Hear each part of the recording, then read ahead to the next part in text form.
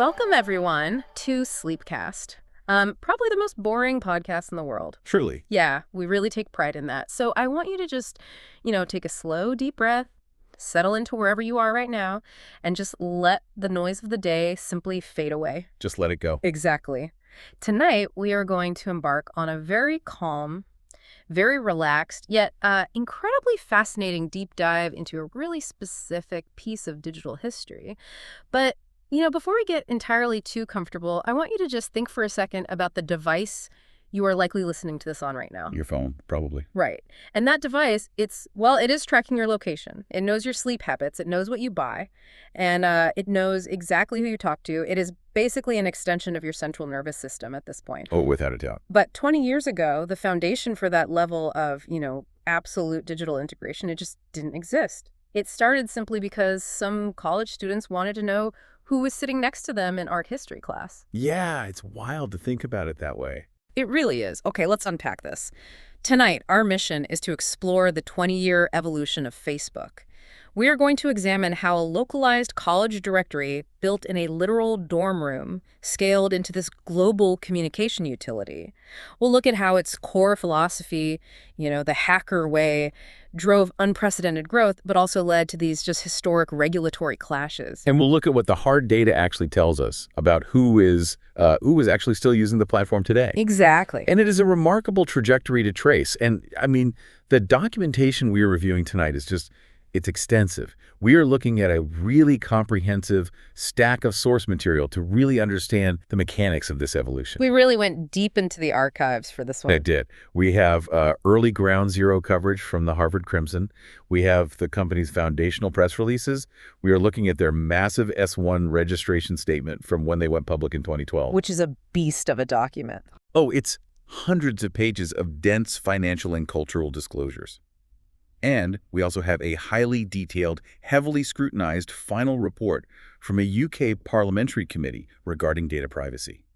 Plus, the binding legal documentation from a historic Federal Trade Commission settlement. So we have a lot of ground to cover. We do, because we are not just looking at what happened, right? We are going to dissect how and why it happened, starting from the literal code up. Right. So to really grasp where this platform sits in 2024 and the massive structural changes it has been forced to undergo, I think we need to begin chronologically. I agree. You have to start at the beginning. Yeah, we have to establish the foundational philosophy that dictated basically every technical, cultural, and business decision the company made over the subsequent 2 decades. Right. And if we look back at the early days, specifically relying on the reporting from the Harvard Crimson in early 2004, there's this technical requirement that it fundamentally shaped the psychology of the network. Right. To even register for an account on the original iteration, which was the Facebook.com, you needed to have an exact match between your real name and a university email address. Let me stop you there, actually, because today providing an email address is just, it's the baseline annoyance of signing up for a newsletter or buying a pair of socks online. Right, it's just spam filtering now. Exactly. But in 2004, requiring a .edu email address wasn't just a verification step, was it? It felt more like a digital velvet rope. It absolutely was a velvet rope. It functioned as a cryptographic key for trust. A cryptographic key. Yeah, because the system was designed to send an encrypted confirmation link specifically to that university inbox. If you couldn't access that specific locked inbox, you couldn't get in, period. Wow. And by demanding this, they built what the founders explicitly referred to in the documents as a trusted environment. Because before this, the internet was, it was a Wild West. Exactly. Prior to this, the internet was largely anonymous. You had chat rooms, you had message boards, you had early social sites like Friendster or MySpace where people, they regularly use pseudonyms. You didn't know who you were actually talking to. Right. You were talking to, like, Skater Dude 99. Exactly. But the .edu requirement forced authentic identity. Users felt this inherent sense of safety because they knew with absolute certainty that they were only interacting with verified peers from their specific institution. And reading through these early Crimson articles, it's clear the founder was treading very, very carefully regarding the legality of this database. Yes. There's a specific mention of a previous controversy on campus involving a site called FaceMash. Right, the hot or not site. Yeah, which was essentially just a rating site that scraped photos from the university's online Facebooks without permission. And that FaceMash incident is crucial context here. because that previous site was shut down by the university administration over severe copyright and privacy violations. Right, the founder actually faced disciplinary board hearings. He almost got kicked out. So when building this new directory, the source documents show a very deliberate, very cautious approach to data ownership. The early terms of service explicitly stated that users retain the copyright to their images. Oh, that's a big distinction. It is. And the system relied entirely on voluntary uploads rather than, scraping university databases. It was a very conscious effort to establish legitimacy after a near expulsion. But here is where I get a bit confused by their strategy looking at the timeline. They spend 2 years building this incredibly successful brand based entirely on exclusivity. First, it's just Harvard. Then they meticulously roll it out to other Ivy League schools, then high schools, and eventually specific corporate networks where you needed a .com or .gov email. Right. They established this highly curated, trusted environment. Exactly. And then in September 2006, they just drop the velvet rope entirely. They opened the floodgates. Yeah, they open the platform to literally anyone on the planet with a valid email address. It seems counterintuitive to their original value proposition, I know.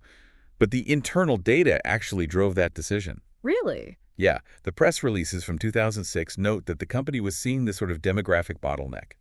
About 1/3 of their early college users had graduated into the professional world. Oh, I see. So they were outgrowing the .edu ecosystem. Exactly. They wanted to interact with family members, friends from different stages of life, and people outside of their specific academic or corporate silos. Okay, but wait. How do you maintain a trusted, exclusive feel when anyone can join? If I am a college sophomore in 2006 and suddenly my aunt, my high school gym teacher, and some stranger halfway across the world can join the same network, that completely shatters the dorm room illusion, doesn't it? It absolutely does, and that is the exact problem their engineering team had to solve. And they did it through a fundamental reimagining of privacy controls. Okay. The September 2006 press release detailing this global expansion, it doesn't just announce the open registration. It heavily emphasizes the introduction of highly granular privacy tools. So they gave the control back to the user. Exactly. They introduced the ability for a user to block specific individuals in their network from even searching for their name. You could selectively prevent people from messaging you, from using the poke feature, or, from even sending a friend request. So they were essentially giving the user the tools to build their own personalized walled garden within this new, massive, global network. Precisely the mechanism. They even allowed users to control whether their profile picture appeared in search results at all.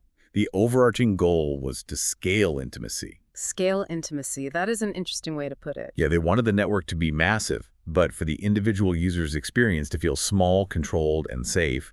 They were basically simulating the privacy of a dorm room on a global server. And the scaling of that intimacy clearly worked. But the documents highlight another major pivot just a year later, in May 2007.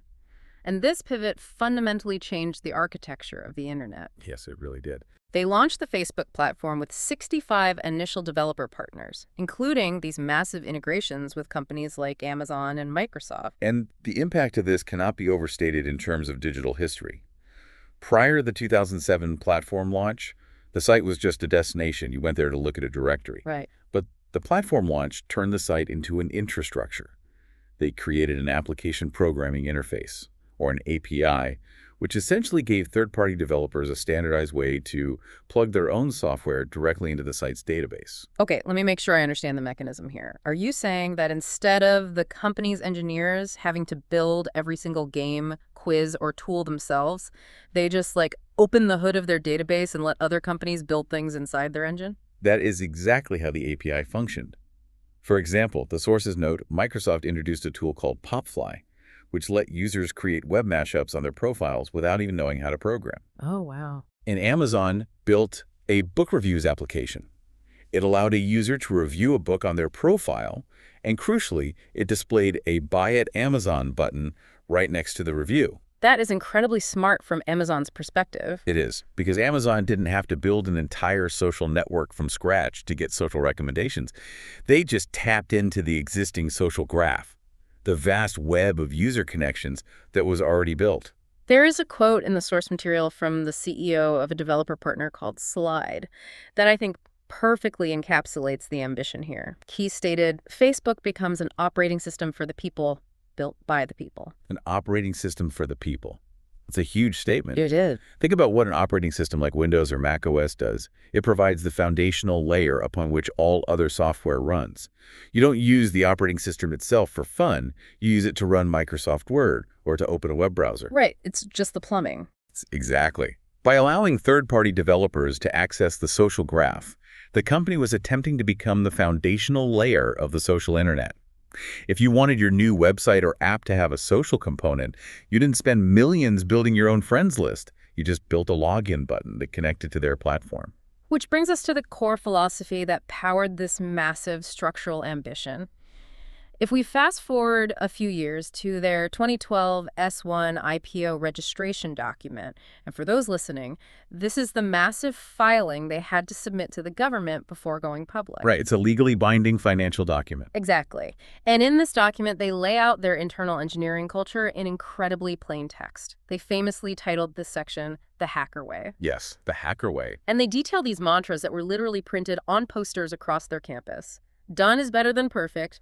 Code wins arguments. The riskiest thing is to take no risks. And the S1 document provides a deep, almost philosophical textual analysis of this approach, inserted directly into this highly regulated financial filing, which is unusual in itself. Mark Zuckerberg's included letter explains that the hacker way is a culture of rapid, continuous iteration. Right. Because instead of the traditional corporate software model, where a team might spend 2 years secretly building a massive product in a vacuum, ensuring it is flawless before they ever launch it, this culture demanded the exact opposite. Build it fast, launch it, see what breaks, and fix it live. Yes, and they built a proprietary testing framework to facilitate this.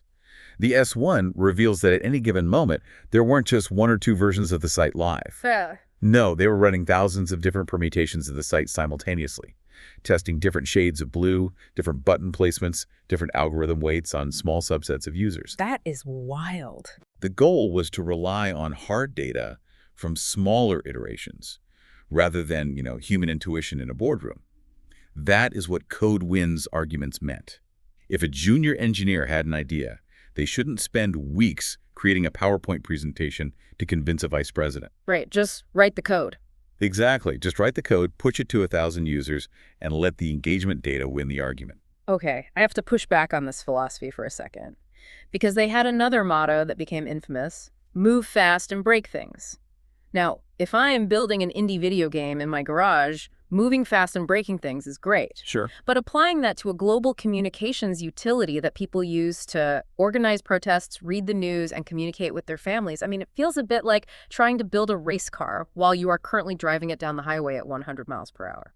That is a very apt analogy. So is this actually a sustainable way to build a platform for 1 billion people, or is it just a recipe for inevitable catastrophic crashes? Well, the tension you are describing right there is the defining conflict of their entire corporate history. In the S1, the company explicitly defends this practice. They argue that as corporations scale, they inherently become conservative. That's slow. Right. They become more afraid of making mistakes than they are of missing out on massive innovations. The hacker way was an engineered defense mechanism against that corporate stagnation. They operated on the belief that if you never break anything, you are simply not moving fast enough to survive in the tech sector. So they basically accepted the crashes as the necessary cost of speed. They prioritized speed and systemic impact over caution. And in the short term, this philosophy allowed them to outmaneuver and outpace virtually every competitor in the space. They crushed MySpace. They completely sidelined Google's attempts at social networking. Google Plus, yeah. Exactly. However, as the documents will shortly reveal, when you are the foundational operating system for human connection, breaking things at a global scale has profound geopolitical and privacy consequences. Because running an operating system for the people isn't just about good vibes, hacker philosophy, and writing clever code. It requires an unfathomable amount of physical infrastructure. Servers, data centers, cooling systems, fiber optic cable. Oh, the sheer physical cost of this rapid growth was staggering. If we look at the financial disclosures in the S1, by 2011, they were no longer just renting server space from other companies. They were serving their products from custom-designed, multi-billion-dollar data centers. Billions. Billions.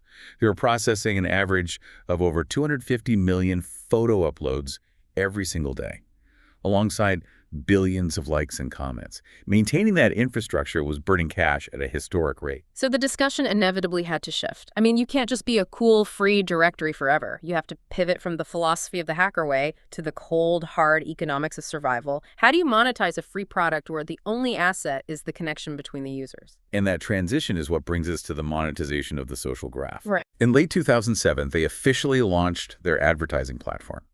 And the rhetoric used during this launch is incredibly revealing. The founder spoke to advertising executives in New York and articulated a fundamental shift.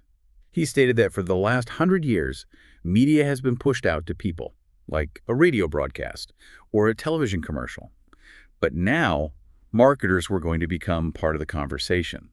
They were introducing this concept of social context. And let me see if I can use an analogy to break down the mechanism of what they were actually selling here. Please do. If I am driving down the highway, right, and I see a massive generic billboard for a new indie band, I might glance at it, but I'm probably going to forget it by the next exit. That is traditional push advertising. Right. But if I'm at a crowded party and a close friend taps me on the shoulder and says, hey, you have to listen to this new band, their guitarist is amazing, I am almost certainly going to pull out my phone and look them up right there. Social context in advertising is essentially the company figuring out how to digitize that tap on the shoulder and sell it to a brand, right? That is an excellent way to conceptualize the mechanism. And the S1 document explicitly relies on that exact psychological framework. Wow. They recognize that because their platform demanded authentic identity, remember that foundational requirement of real names, the interactions between users carried immense psychological weight. They weren't just selling a banner ad at the top of a web page. They introduced features like sponsored stories. So how exactly did a sponsored story work? Walk me through the mechanics of that actual transaction. Sure. Let's say you are walking down the street and you check into a specific local coffee shop on the app, or perhaps you just click the like button on a shoe brand's page. That action, your organic interaction with a business, was logged in the database. Okay. The algorithm would then take that action, package it into a small story that said, your name likes this coffee shop, and place it directly into the news feeds of your specific friends. And where does the money change hands? The coffee shop could pay the platform to amplify that specific story, ensuring it was seen by more of your friends and more frequently. Oh, I see. The advertiser isn't creating the ad copy, you are. The advertiser is just paying to distribute your organic endorsement. That is brilliant and a little terrifying. It is. The company understood that a recommendation from a friend holds uniquely powerful sway over consumer behavior. You aren't just seeing a sterile ad for a coffee shop. You are seeing a validated endorsement from someone you trust, visually wrapped in the exact same format as a post about their newborn baby or their recent vacation. It entirely blurs the line between commercial messaging and personal connection. And it was a goldmine. By the time they filed that S1 for their IPO in 2012, the scale was beyond anything the internet had ever seen. They reported over 800 million monthly active users. Their revenue was in the billions, and the vast, vast majority of it was coming directly from this deeply personalized advertising model. However, a close reading of the S1 also reveals their deep internal anxieties regarding the fragility of this model. Yes, because every S1 has a mandatory risk factors section, where a company must legally disclose to potential investors what could destroy their business. And this section is highly illuminating. What were they afraid of? Well, they were terrified of users simply opting out of social ads, which would instantly limit the inventory of commercial content. They highlighted the rising threat of new ad-blocking technologies on web browsers. But their most existential dread, repeatedly highlighted in the 2012 filing, was the transition to mobile devices. Let's contextualize 2012 for a second. The iPhone has been out for a few years, smartphones are becoming ubiquitous, and people are starting to use their phones for everything. Why was the company so terrified of this if they already had a mobile app? Because in 2012, their ad model hadn't caught up to the hardware. The S1 clearly states their fear that as users increasingly access the platform through mobile products, you would actively substitute for engagement on personal computers. And personal computers were where they actually monetized usage. At the time of the IPO, they did not generate any meaningful revenue from mobile users. Their desktop ads were placed on the right-hand column of the screen. Mobile screens were simply too narrow for that column. So they were facing a reality where their user base was migrating rapidly to a platform where they literally didn't have physical space to show them the ads that paid for the servers. Exactly. They had to figure out how to squeeze the complex social graph and the entire advertising engine onto a 4-inch screen without alienating the user base. This forced them to eventually inject ads directly into the main news feed, which solved the mobile revenue problem, but further blurred the lines between organic social content and paid advertisements. Okay, let's connect the structural dots here because I think we are arriving at the crux of the entire deep dive. We have a corporate culture that actively prioritizes moving fast, breaking things, and taking massive risks. We have an advertising model that relies entirely on monetizing the social context and personal data of its users. And we have an API infrastructure that actively encourages thousands of third-party developers to integrate deeply with that social graph.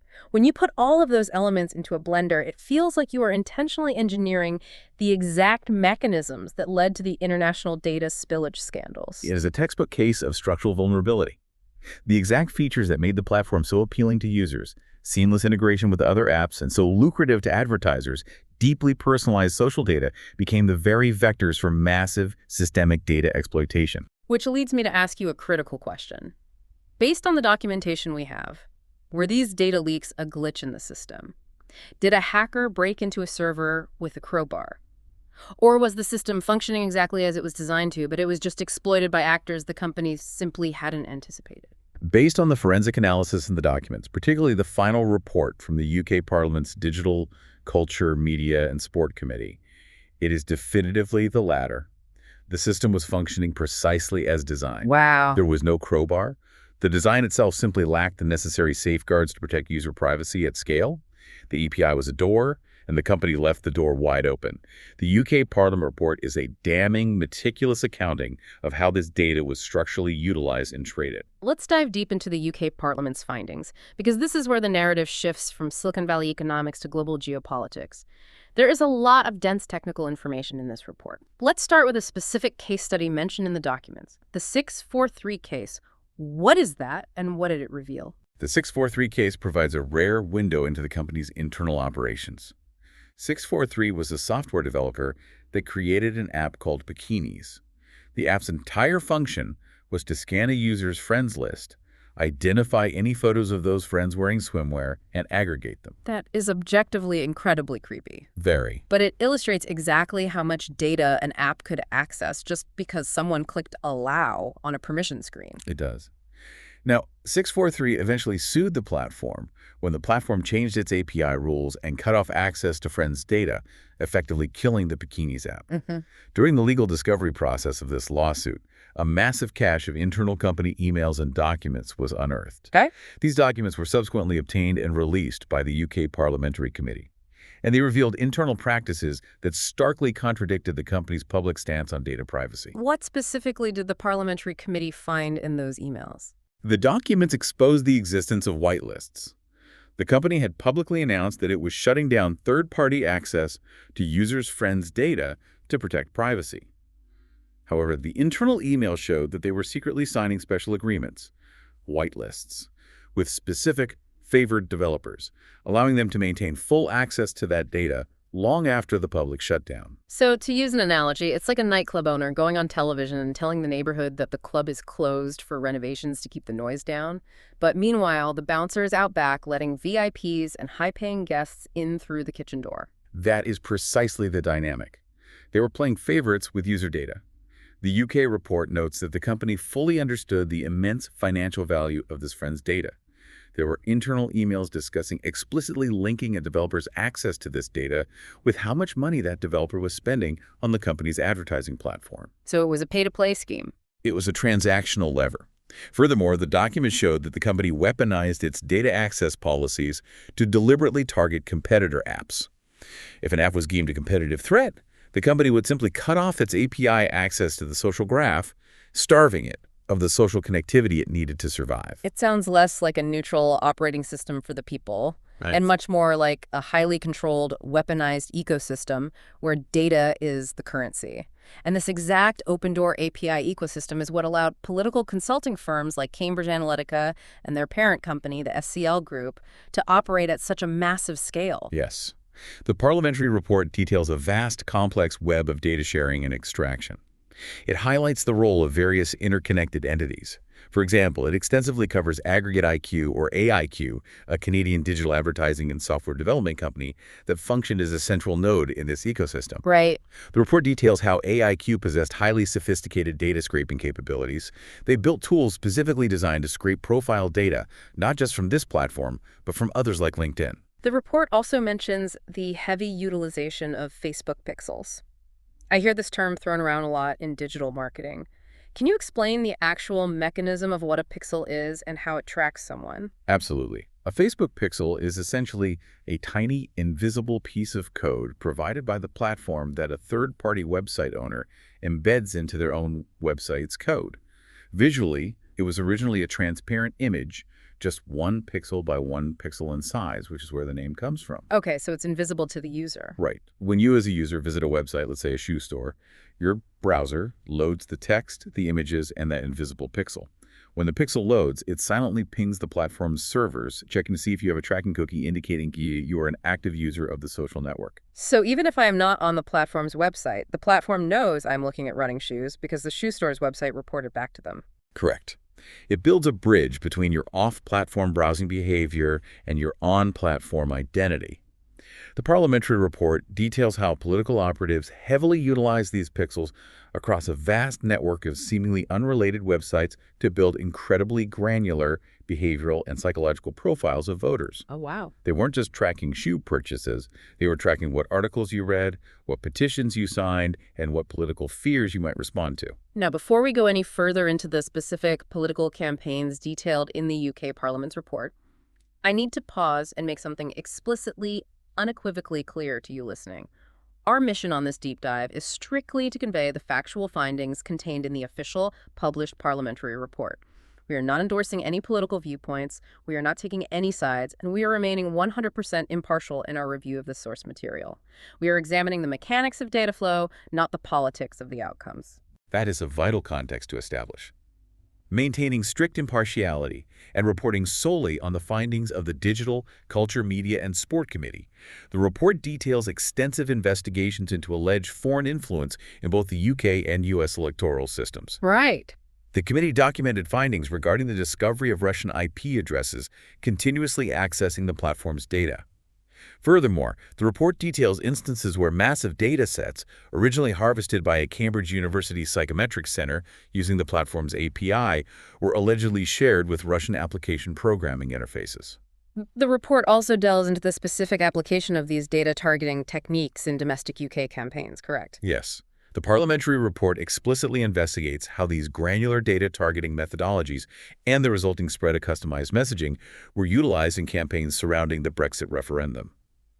The committee reported on the activities of the Vote Leave campaign and groups like Leave.eu, noting investigations into the sourcing of their data and documenting meetings involving political figures like Aaron Banks and Russian officials. Okay. Again, as you stated, these are the impartial findings of the committee's multi-year investigation into how the platform's structural data vulnerabilities were recognized and exploited by both foreign and domestic political actors. And as I read through the FTC documentation included in our sources, what is truly stunning to me, perhaps the most shocking part of this entire timeline, is that many of these data sharing practices directly conflicted with a legally binding settlement the company had already agreed to years earlier.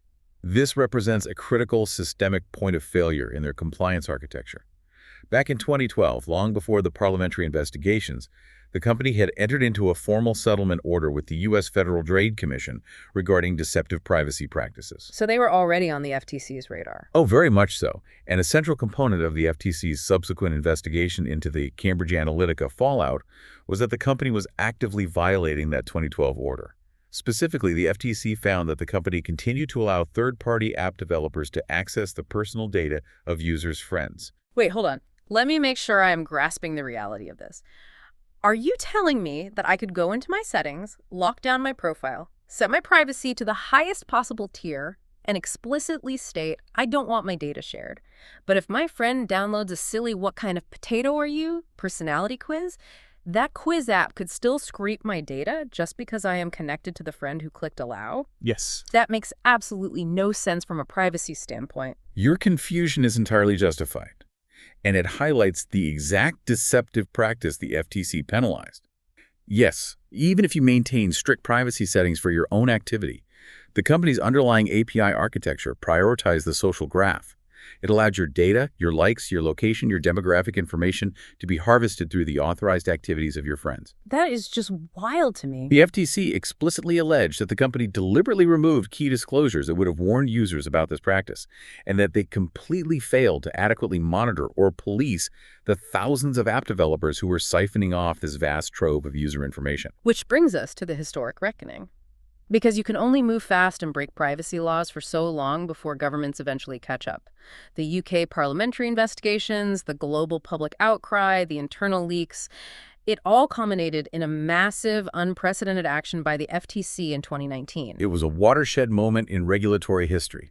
The Federal Trade Commission concluded its investigation by imposing a record-breaking $5 billion financial penalty on the company. Okay, let me jump in here with a very skeptical thought. $5 billion is an incomprehensible amount of money to you or me. But let's look at the company's financials around that time. For a company that generated over $55 billion in revenue in 2018 alone, mostly from high-margin advertising, is a $5 billion fine really a punishment? It's a fair question. Or is it just a line item on a spreadsheet, the cost of doing business, like a billionaire getting a $50 parking ticket for leaving their Ferrari in a loading zone? They probably made that $5 billion back in a single financial quarter. Do the structural changes the FTC demanded actually have any real teeth? That is the exact cynical debate that dominated the financial and tech press when the settlement was announced. The FTC themselves acknowledged the unprecedented size of the fine, noting it was almost 20 times larger than any previous privacy or data security penalty ever imposed anywhere in the world. But still just a fraction of their revenue. True, but the FTC commissioners argued forcefully that the true teeth of the settlement did not lie in the financial penalty. The true punishment lay in the sweeping corporate restructuring and the severe operational restrictions they mandated. They were attempting, through legal force, to dismantle the hackerway culture from the boardroom down to the server racks. So what did the U.S. government actually force the company to change about its internal structure? Because how do you mandate a culture change? You mandate it through oversight and liability. The FTC order required the creation of a brand new independent privacy committee on the company's board of directors. This was specifically designed to strip away unfettered control over user privacy decisions from the CEO, Mark Zuckerberg.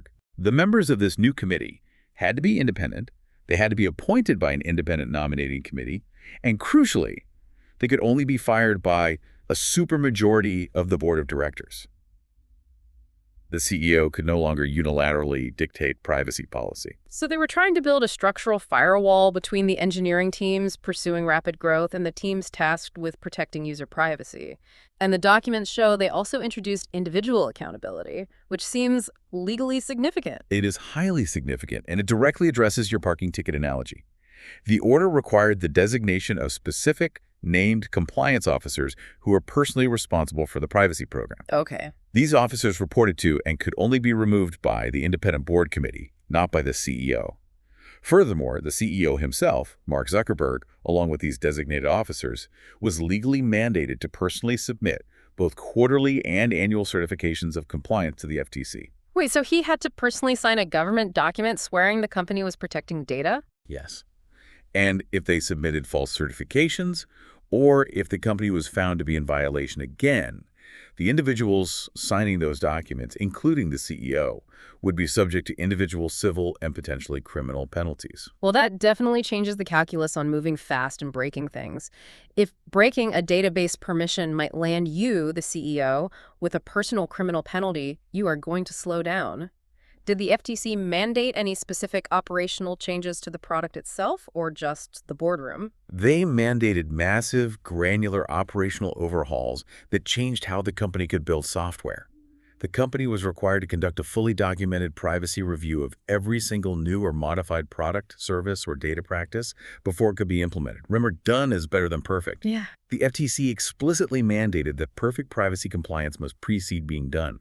They also had to submit to rigorous independent third-party assessments every 2 years, and those outside assessors had to report their findings directly to the Privacy Board Committee, bypassing executive management entirely. And Looking at the operational details here, there were specific rules about how they could use user data going forward, right? There is a fascinating section regarding two-factor authentication. Yes, and this highlights how deeply intertwined security and monetization had become. The FTC explicitly banned the company from using telephone numbers that users provided specifically for security features, like setting up two-factor authentication to protect their accounts from hackers for advertising targeting purposes. Wow. Previously, if you gave them your phone number to secure your account, they were cross-referencing that number to serve you targeted ads. That feels like a huge betrayal of trust. The FTC shut that down. Huh. They also required clear, affirmative express consent for any continued use of facial recognition technology and mandated that all user passwords be strictly encrypted and regularly scanned to ensure they weren't being carelessly stored in plain text on internal servers. So take a step back and look at this arc. After a 20-year journey from a localized dorm room directory where you needed a specific .ed email just to get in, to scaling into a global operating system for the people, to becoming a monetization juggernaut that essentially invented the concept of social advertising through a geopolitical flashpoint regarding API data harvesting, and finally arriving at a heavily regulated, structurally overhauled corporate entity answering to the FTC. Where does that actually leave the platform today, 2 decades later, who is still logging in after all of this history? That is where the 2024 data from the Pew Research Center becomes incredibly illuminating. It gives us a clear, empirical snapshot of the platform's current demographic reality, cutting through the cultural noise. Think about your own profile right now, or your own feed. If you logged in today, you are interacting with a fundamentally different algorithmic and demographic structure than you did in 2014. Let me use one last analogy. Go for it. It feels to me like the platform has transitioned into a legacy digital town square. It's the place where the older generations have settled down. They are there to read the local news, share photos of their kids, coordinate neighborhood watch groups, and argue about local politics. Meanwhile, the teenagers, the exact demographic that originally fueled its explosive growth, have entirely migrated to the new digital malls of TikTok, YouTube, and Snapchat. Does the hard data from Pew actually support that feeling? The demographic data supports your legacy town square analogy quite strongly. From a global perspective, the site is still an absolute behemoth. It recently crossed the threshold of 3 billion monthly active users worldwide. 3 billion? That's almost half the planet. Yes. However, when we look specifically at the United States, the picture is one of a distinct plateau and a massive demographic shift. According to the Pew Research survey conducted in late 2023, roughly 68% of U.S. adults say they ever use the platform. But what is truly fascinating about that metric is that this specific share, 68%, has remained relatively flat and unchanged since approximately 2016. So, user growth among adults in the U.S. essentially flatlined right around the exact time the major political and data controversies began making international headlines. Exactly. It has successfully maintained its massive existing user base, but it is no longer acquiring new adult users in the U.S. at the aggressive rate it once did. And when you look closely at who makes up that 68% of the adult population, stark demographic divides appear. What kind of divides? For instance, there is a very significant gender divide. 76% of adult women report using the platform, compared to only 59% of adult men. There is also a noticeable education divide. 70% of adults with a 4-year college degree use it, versus 63% of those whose highest level of education is a high school diploma or less. But the most dramatic shift, the one that really defines the future of the platform, has to be the data regarding teenagers, right? It is a profound structural exodus. If you look back at a Pew survey conducted in 2014 and 2015, a dominant 71% of U.S. teens aged 13 to 17 said they actively use the platform. It was the center of teen digital life. Fast forward to the fall 2023 survey, and that number has plummeted to just 33%. Wow. From 71% down to 33% in less than a single decade. That isn't a gradual decline. That is a wholesale generational rejection of the platform. It's a massive migration. The overwhelming majority of teens today gravitate toward video-first platforms. YouTube dominates, used by 93% of teens, followed closely by TikTok, Snapchat, and Instagram, which, importantly, is owned by the same parent company. Right. However, the Pew data does point out fascinating specific demographic pockets where teens do still utilize the legacy platform. It remains notably more popular among teens living in lower-income households. 45% of teens in households earning less than $30,000 a year use it, compared to a significantly lower percentage in wealthier households. It is also used at a higher rate by teens living in rural areas compared to those in the suburbs, and slightly more by older teen girls compared to teen boys. That is deeply fascinating. It implies that for the younger generation, the platform has become geographically and economically segmented. It's no longer the universal default. What about its role as an information distributor?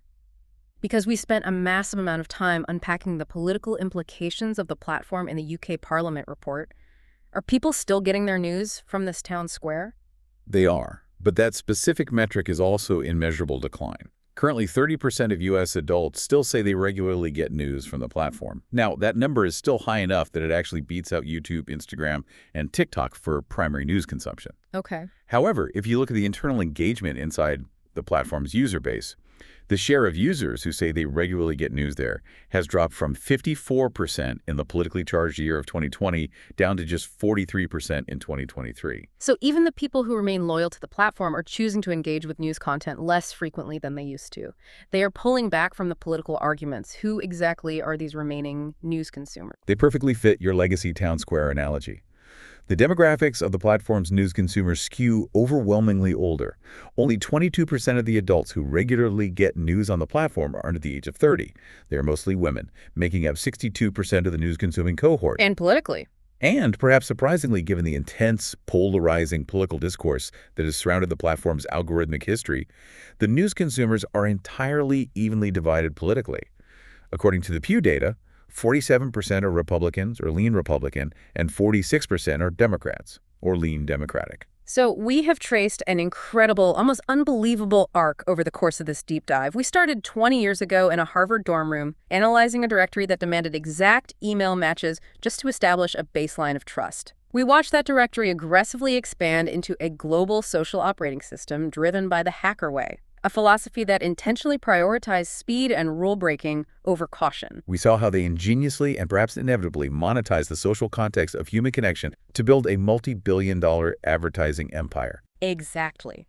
We meticulously unpacked how that exact open API architecture led to massive data spillage, foreign influence controversies, and ultimately a historic $5 billion FTC reckoning that forced the CEO to sign his name to federal compliance forms.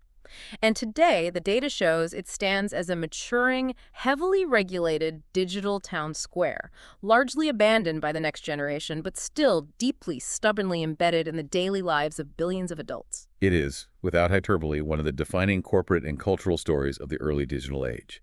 And as we conclude this analysis, I think there is a vital, provocative thought we must consider moving forward. Let's hear it. The company has recently undergone a massive rebranding. They are now Meta. They are heavily transitioning their vast engineering resources and focus toward the next frontiers of computing. Artificial intelligence, with integrated products like Meta AI and augmented reality, pushing aggressively into AI-integrated smart glasses and fully immersive virtual reality headsets. They're trying to build the metaverse, the next iteration of the internet. Indeed. And one has to wonder, as they build these deeply immersive, highly data-intensive new worlds that will track not just what you click, but where your eyes dart, how your pupils dilate, and how your body moves in physical space, will the structural privacy committees and compliance forms mandated by the FTC be enough to govern this new frontier? Or is the hacker way, the foundational instinct to move fast, break things, and prioritize scale over caution, so deeply embedded in their corporate DNA that history is bound to repeat itself, this time not just with our social graphs, but with our entire virtual realities? That is a brilliant and honestly a deeply unsettling thought to ponder as we wind down for the night. The architecture of the future is being built by the architects of the past. I want to thank you for joining us on this gentle yet thorough journey through the history of the social graph. We hope you found it both relaxing and deeply informative, offering a new perspective on the app sitting on your phone right now. Please join us again tomorrow for a brand new, soothing episode of Sleepcast. Remember, we release new episodes every single day to help you unwind, detach from the noise, and drift off. Until then, rest well.